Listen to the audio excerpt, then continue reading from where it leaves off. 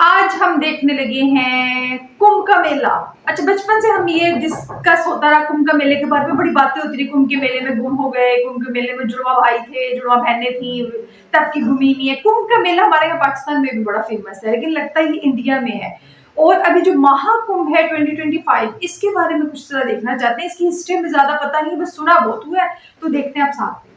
Hello viewers, तो आज ये कुछ अलग सा इंडिया में ये एक मेला, तभी वो पता मुझे सर्कस मेले वो बहुत पसंद है। अब ये महाकुंभ का मेला 2025 का, तो देखते हैं और डिस्कस करते हैं what the we will and so start. दुनिया का सबसे बड़ा धार्मिक सम्मेलन महाकुंभ 2025 में प्रयागराज की पावन भूमि पर आयोजित होने जा रहा है। इस बार का महाकुंभ भव्य, दिव्य और विशाल होने वाला है। विष्णु पुराण के मुताबिक जब बृहस्पति मेष राशि में और सूर्य मकर राशि में होता है, तब कुंभ मेला प्रयागराज में आयोजित होता है। कुंभ मेला हिंदू धर्म का एक प्रमुख धार्मिक पर्व है, जो हर 12 साल में आयोजित किया जाता है। महाकुंभ 13 जनवरी 2025 से 26 फरवरी 2025 तक प्रयागराज में होगा। इस भव्य और दिव्य महाकुंभ में लगभग 40 करोड़ से ज्यादा श्रद्धालुओं के आने की संभावना है। हिंदू मान्यताओं के अनुसार कुंभ में शाही स्नान करने से समस्त पापों का नाश होता है और व्यक्ति को मोक्ष की प्राप्ति होती है। कुंभ के दौरान विशेष रूप से पवित्र नदियों में स्नान करने से आत्मा शुद्ध होती है। शाही स्नान कुंभ मेले की मुख्य विशेषता है। यह स्नान साधु संत, महात्मा, अन्य तीर्थ यात्रियों के लिए एक विशेष अवसर होता है। कुंभ मेले के शाही स्नान को पुण्य स्नान भी माना जाता है, क्योंकि इसे करने से व्यक्ति को पुण्य की प्राप्ति होती है। यह एक प्रकार का भक्ति और समर्पण है, जहाँ व्यक्ति अपने जीवन के सभी दुख और कठिनाइयों को भगवान के चरणों में समर्पित करता है और आशीर्वाद प्राप्त करने का प्रयास करता है। कुंभ मेले का शाही स्नान न केवल एक धार्मिक अनुष्ठान है, बल्कि यह भारतीय संस्कृति, परंपरा और आस्था का एक सुंदर उदाहरण है।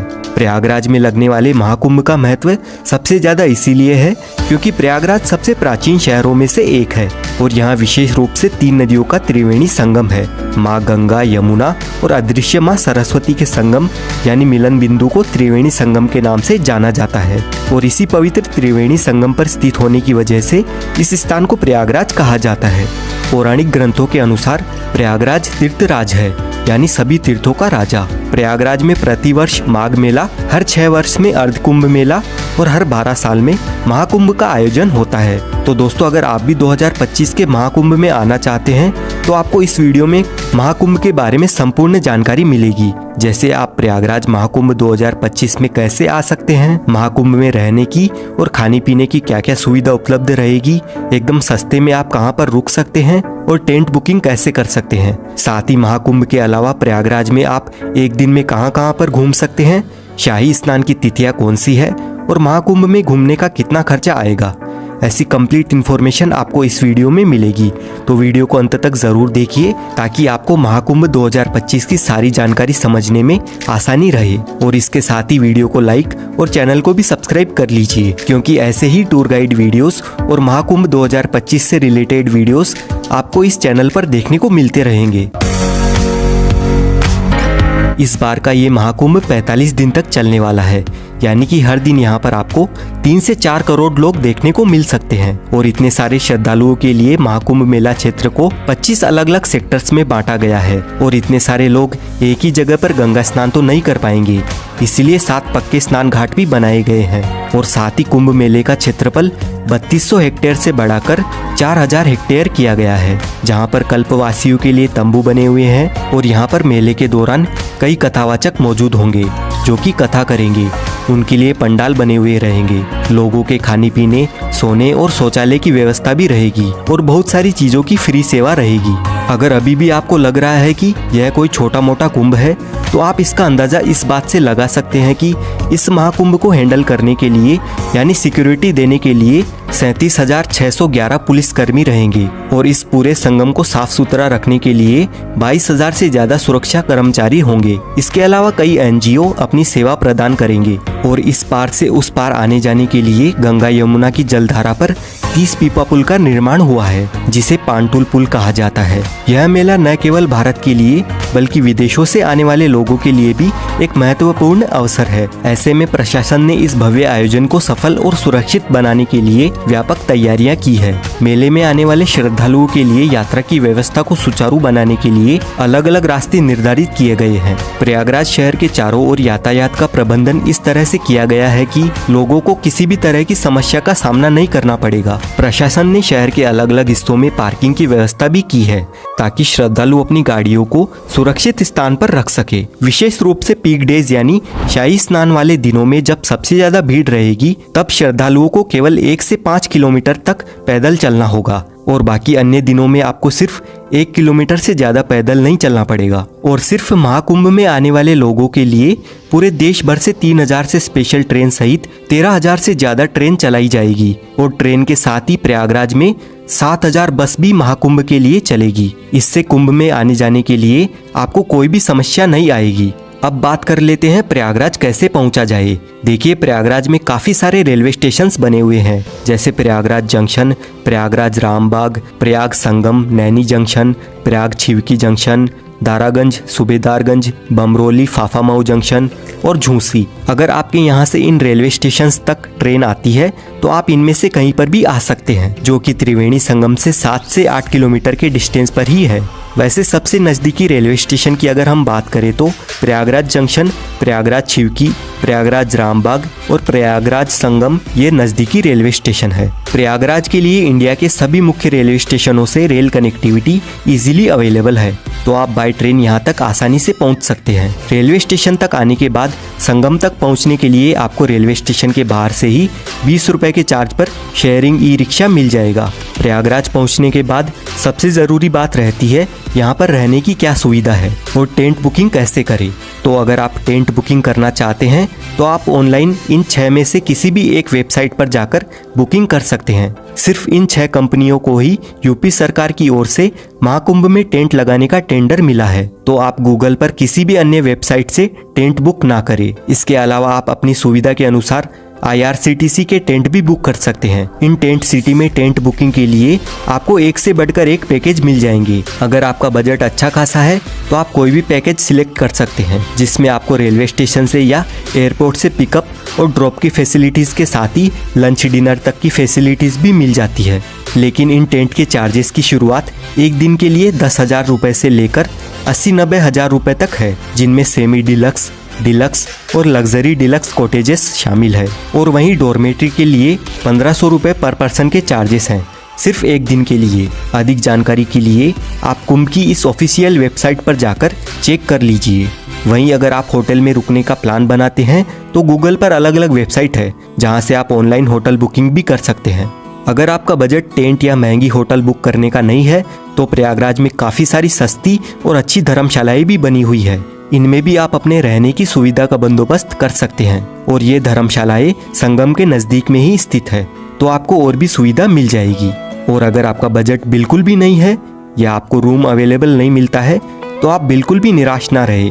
यहाँ पर प्रशासन की ओर से महाकुंभ में अलग अलग जगहों पर रेन बसेरा शिविर की सुविधा भी उपलब्ध रहती है, जहाँ पर आप सिर्फ अपना आधार कार्ड दिखा करके बिल्कुल निःशुल्क फ्री में आराम से रह सकते हैं। और अगर आप मेला परिसर में टेंट में रहना चाहते हैं और कल्पवास करना चाहते हैं तो आप यहाँ डायरेक्ट पहुंचकर किसी पंडित से जिन्होंने यहाँ पर टेंट लगाया है उनसे बात कर सकते हैं, और जो भी वह अमाउंट मांगेंगे अगर आपके बजट में हो तो आप उस हिसाब से अपना बंदोबस्त कर सकते हैं। बस आप कोशिश करें कि संगम के आसपास ही टेंट बुकिंग करें या होटल बुकिंग करें। और अगर त्रिवेणी संगम के पास आपकी टेंट बुकिंग नहीं हो पाती है तो आप होटल सिर्फ रामबाग या रेलवे स्टेशन रोड पर ही लेना, क्योंकि जितनी भी टूरिस्ट प्लेसेस है वो सभी रामबाग से 2 से 4 किलोमीटर के डिस्टेंस पर ही स्थित है। और यहाँ पर आपको सिर्फ 1000 से 2000 रुपए तक बढ़िया होटल मिल जाएगा।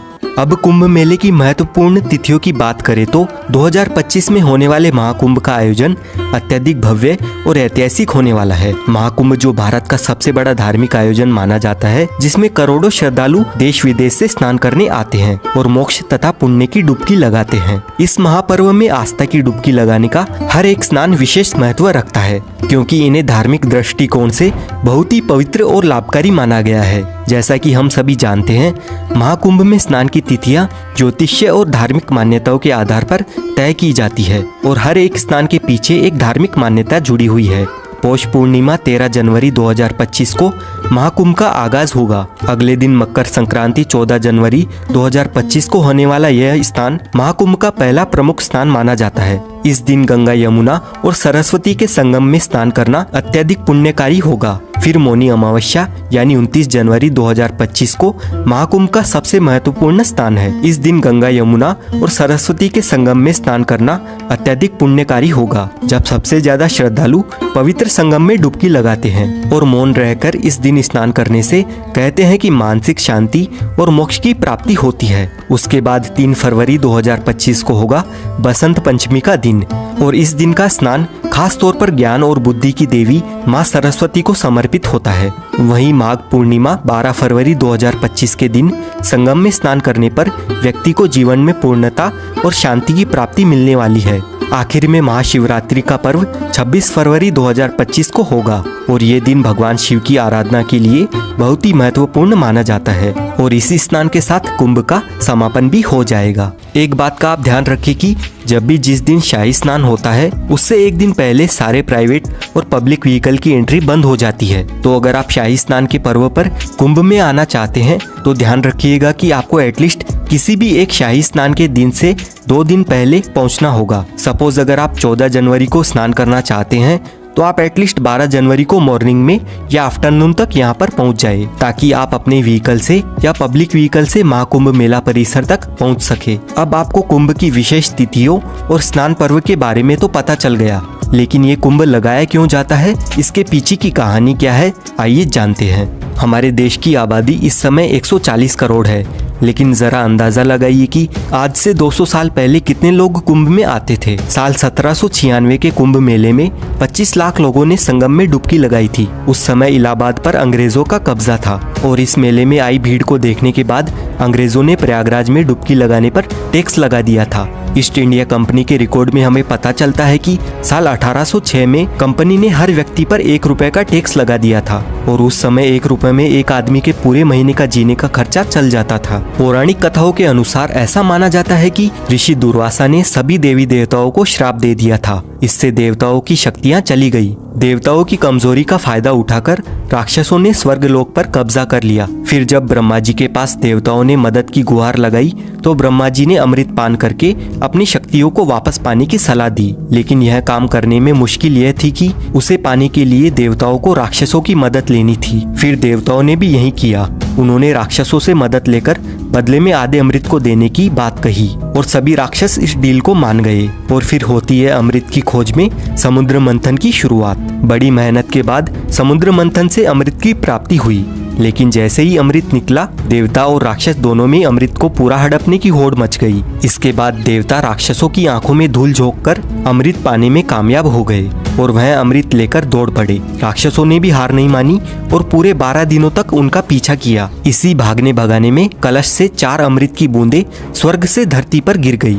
माना जाता है कि यह बूंदें हरिद्वार की गंगा नदी, प्रयागराज में त्रिवेणी संगम, उज्जैन में शिप्रा नदी और नासिक में गोदावरी नदी में गिरी थी। अब ये 4 बूंदें जहाँ जहाँ पर गिरी आज वहीं पर कुंभ मनाया जाता है और हर 12 साल के अंतराल में कुंभ मनाने के पीछे की कहानी ये है कि पौराणिक ग्रंथों में कहा जाता है कि देवताओं के 12 दिनों का अर्थ है मानव के 12 साल। इसीलिए हर साल 12 और 3 साल के अंतराल पर चारों स्थानों पर कुंभ मेले का आयोजन होता है और ऐसा कहा जाता है कि एस्ट्रोलॉजिकल कैलकुलेशन के बाद जब कुंभ मेले का समय आता है तो यह नदियां वही अमृत का रूप धारण करती है, जिनमें नहाने से लोगों के सभी पाप हमेशा हमेशा के लिए धुल जाते हैं और उन्हें मुक्ति मिल जाती है। अब हम जानते हैं प्रयागराज की कौन कौन सी जगह घूमने लायक है। सबसे पहले आपको संगम स्नान करना है, जिसके लिए नाव में बैठकर आपको त्रिवेणी संगम तक जाना होता है। त्रिवेणी संगम में आप गंगा नदी और यमुना नदी को मिलते हुए अच्छे से देख सकते हैं, लेकिन सरस्वती नदी अदृश्य है तो वो हमें दिखाई नहीं देती है। संगम में स्नान करने के बाद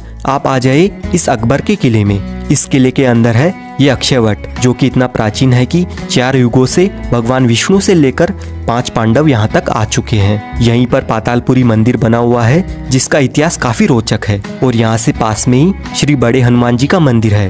इस मंदिर में हनुमान जी लेटी हुई मुद्रा में अपने भक्तों को दर्शन देते हैं और इस मंदिर का इतिहास भी काफी प्राचीन है। लेटे हुए हनुमान जी के दर्शन करने के बाद यहाँ से 200 मीटर दूर आप आ जाइए आदिशंकर विमान मंडपम मंदिर में। ये मंदिर प्रयागराज का प्रसिद्ध मंदिर है। द्रविड़ संस्कृति में मंडप यानी मंदिर का प्रवेश द्वार होता है जो कि स्तंभों पर टिका होता है। जैसे ये मंदिर 16 खंभों पर टिका हुआ है और मंदिर के ऊपर का गुंबद विमान कहलाता है, इसीलिए इस मंदिर का नाम है आदिशंकर विमान मंडपम। और इस मंदिर में हमें काफी सारे देवी देवताओं के दर्शन मिलते हैं। संगम पर सभी मुख्य प्लेसेस घूमने के बाद आप आ जाइए अलोपी देवी मंदिर में। माँ अलोपी देवी मंदिर 51 शक्तिपीठों में से एक है और यहाँ पर माता सती के दाहिने हाथ का पंजा कटकर गिरा था। यहाँ से अब हम जाएंगे भारद्वाज पार्क और उनके आश्रम में।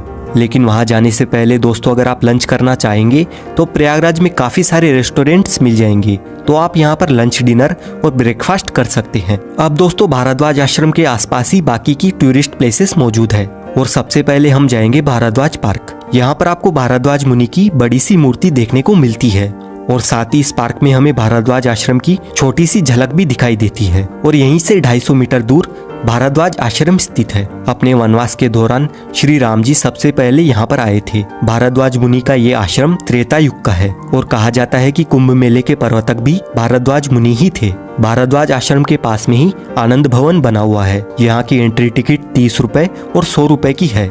इस भवन में आपको पुराने जमाने की काफी सारी एंटिक चीजें देखने को मिलती है। इस भवन में जवाहरलाल नेहरू, इंदिरा गांधी, महात्मा गांधी जी रहा करते थे, तो उनकी काफी सारी यादें यहाँ पर संजोकर रखी हुई है। आनंद भवन घूमने के बाद आप आ जाए चंद्रशेखर आजाद पार्क में। 17 फरवरी 1931 को अंग्रेजों ने चंद्रशेखर आजाद को इसी जगह पर चारों ओर से घेर लिया था। फिर चंद्रशेखर जी ने अपनी पिस्तौल में बची आखिरी गोली अपने आप को ही मार ली थी। चंद्रशेखर आजाद पार्क के सामने पंडित जी की चाट पर कुल्हड़ वाला दही बल्ला, कचौरी, समोसा काफी फेमस है, तो आप यहाँ पर नाश्ता पानी भी कर सकते हैं। उसके बाद आप आ जाए प्राचीन वेणी माधव मंदिर में। त्रिवेणी संगम की रक्षा करने के लिए भगवान विष्णु खुद यहाँ पर विराजमान हुए थे। अब हम आ गए हैं नागवासुकी मंदिर में। इस मंदिर का इतिहास भी काफी दिलचस्प है और ये मंदिर कुंभ मेले से जुड़ा हुआ है, यानी ये वही नागवासुकी जी का मंदिर है जो समुद्र मंथन के समय रस्सी की जगह पर खुद थे। आप महाकुंभ मेला घूमकर इन सभी जगहों पर भी एक दिन में घूम सकते हैं और प्रयागराज की सभी टूरिस्ट प्लेसेस देखने के लिए आप ये वाला वीडियो देख सकते हैं। और महाकुंभ से रिलेटेड आपका जो भी सवाल है आप कमेंट करके पूछ सकते हैं। साथ ही वीडियो अच्छा लगा है तो वीडियो को लाइक और शेयर जरूर करें। फाइनली वो हमने वीडियो देख ली और जो वीडियो थी ना बड़ी अच्छी थी, वो मेरी डिटेल थी और जो मेला था ना बहुत बड़ा था। पहले कहते हैं जी, पहले 32 मिनट पे 3200 की पूरे एकड़ में था, फिर 4000 एकड़ ले ली और फिर वो स्टोरी में बस नहीं कि और फिर उसकी बूंद जी उसकी कुछ बूंद ना इनकी नदियों में गिर गई, 4 शहरों की नदियों में गिर गई, 4 में गई और उन नदियों में ये नहाते हैं, अपने आप को पवित्र करते हैं। जी बिल्कुल, पवित्र स्नान बोलते हैं ना इसको, डुबकियां लगाते हैं यहाँ पे आके।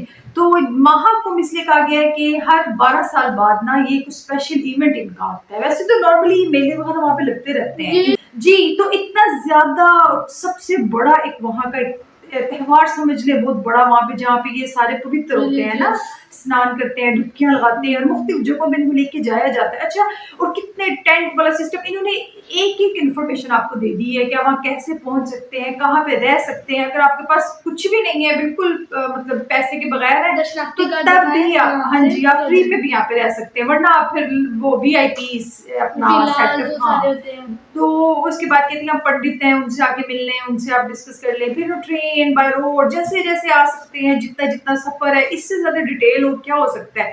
फिर हिस्ट्री बताने पे आए हैं तो उसके बारे में थोड़ी सी हिस्ट्री अपनी इसकी सारी बताइए कि किस तरह वो देवता थे इनके और सारे उनका आपस में लड़ाई हुई, वो 4, जैसे ऋषि ने बताया ना कि 4 बूंदे ऊपर से अमृत की गिरी हैं, फिर उन्हीं चारों जगहों पे ये वाला मेला होता है। और 12 साल बाद वाला ये माह है जो 2025 में अब आने लगे हैं। और ये डेट अगर बता दी तो 13 जनवरी पर अभी लगने वाला है, बता दिया। जिसने वहाँ पे जाना है उनके लिए तो बड़ी जबरदस्त वीडियो बना दी है इन्होंने। और जी बाकी कौन कौन से पॉइंट्स हैं हमें तो खैर इतना ज्यादा नहीं पता, हमने फर्स्ट टाइम ये सारी हिस्ट्री और ये मेले वो तो पता भी तो कैसा मेला होता भी है कभी नहीं। हाँ जी, इतना बड़ा हिस्टोरिकल कोई इवेंट होता है वहाँ पे, इतनी बड़ी तादाद में वहाँ पे लोग आते हैं, है ना। वो 70s में भी 500 कितने लाख लोगों ने नदी में झांक लगाया था। और आप तो कहते हैं फिर उसके लिए सेफ्टी सिक्योरिटी किसी एक जगह में इतने लोगों को मैनेज करना, उनका खाना पीना, रिहाइश, उनकी और हिफाजत, सारा जो 20,000 से भी ज्यादा ना साफ सफाई करने वाले लोग हैं हाँ आते हैं। जी, बाकी एनजीओज भी यहाँ पे हैं गवर्नमेंट की तरफ से। अच्छा एप्स और वेबसाइट वगैरह पता है इन्होंने वो भी दे दिए हैं कि आप टेंट अपने लिए बुक करा सकते हैं। मतलब पूरी डिटेल्ड वीडियो थी, बड़ी अच्छी लगी हमें, काफी खाने का इन्फॉर्मेशन बता दिए तो खाने अभी को मिल तक जाएगी। हमें इनकी हिस्ट्री बिल्कुल नहीं पता थी। अच्छा कुछ वीडियोस देखने से ना काफी कुछ पता लगता है। अच्छा कहते हैं कि इसके बाद आप एक ही दिन में कितनी जगह विजिट कर सकते हैं, पूरा बाग बता दिया, हाँ, वो ऐसा कितने वगैरह। मंदिर हैं वहाँ पे जो आप कितने विजिट कर मंदिर। सकते हैं, और डिफरेंट उसके बारे में भी हिस्ट्री बता दी। सारी चीजें हमारे लिए तो काफी न्यू है ना, तो अच्छी लगी वीडियो। वो तो कहती ना वो सूचना समझ नहीं आई थी, कोई प्योर हिंदी बोल रहे थे ना, कितने वर्ड्स Oh my हमारे God. बिल्कुल समझ में नहीं आए ना इतनी हिंदी। तो वो हमें तो इन्फॉर्मेटिव सी वीडियो थी, हमें तो बहुत अच्छी, मतलब हमें तो सही लगी, सही अच्छी लगी, इन्फॉर्मेटिव हाँ, डिटेल थी। अच्छी। तो बस अगर आपको हमारी आज वीडियो अच्छी लगी तो वीडियो को चलिए, लाइक कर जरूर। दें और चैनल को सब्सक्राइब कर दें and don't forget to share the video. So Thank bye. you.